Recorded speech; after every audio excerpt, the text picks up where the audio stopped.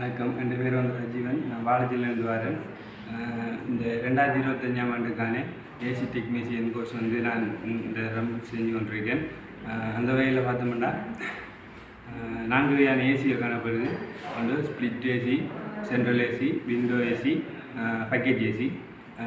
அந்த வகையில் split AC பார்த்தோம்னு சொன்னால் சின்ன ஒரு அளவான அறைக்குள்ளே, குறிப்பிட்ட அறையான அறைக்குள்ள, அதாவது வீடுகளில் பயன்படுத்துவாங்க. வீடுகளை பயன்படுத்துறதுக்கு ஸ்பிளிட் ஏசி தான் நல்லம். அதே போல் வந்து பேக்கேஜ் ஏசி, சென்ட்ரல் ஏசியெல்லாம் பார்த்தா இப்போ ஹாஸ்பிட்டல், பெரிய பெரிய தொழிற்சாலைகள், அப்படி பெரிய பெரிய பெரிய இடங்களில் வந்து பேக்கேஜ் ஏசி, சென்ட்ரல் ஏசி அப்படியே பயன்படுத்துவாங்க. அதே வந்து குளிரூட்டல் வட்டம் என்று பார்த்தோம்னு சொன்னால் கம்ப்ரேசர், கண்டென்சர், எவாபரேட்டர், எக்ஸ்பென்ஷன் டிவிஷன் காணப்படுது.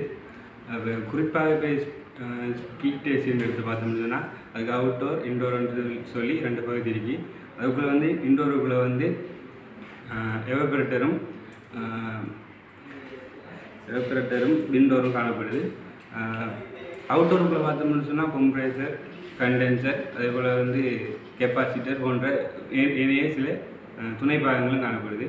இப்போ அவுட்டோருக்கு வந்து லைன் கொடுக்குற முறையை பார்த்தோம்னு சொன்னால் அதில் 3 முனைகள் காணப்படும். அது வந்து மல்டிமீட்டர் முறை மூலம் அளந்து அதிகூடியதுக்கு எதிர்க்கிறது கொமனாகவும், குறைந்ததுக்கு இதில் இருக்கிறது ஸ்டார்டிங்காகவும், ஏனைய மிச்சமாக இருக்கிறது வந்து ரன்னிங்காகவும் காணப்படும்.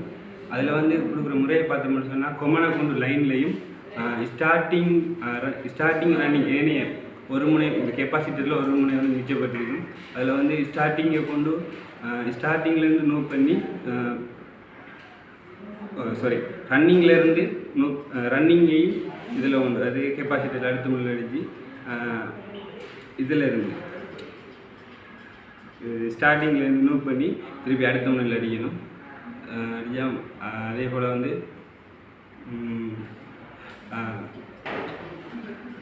கூலிங் டவர் பார்த்தோம்னா கூலிங் டவர் வேலை வந்து இப்போ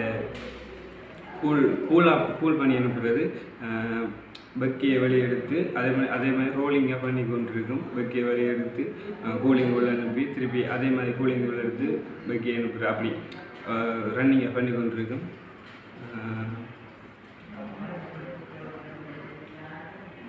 இப்போ ஸ்பிளிட் ஏசி என்று பார்த்தோம்னு சொன்னால் அதுக்கு அவுட்டோர் பகுதி காணப்படும். இந்த அவுட்டோர் பகுதியில் வந்து லைன் கொடுக்குற முறையை பார்த்தோம்னு சொன்னால் 3 முனைகள் காணப்படும்.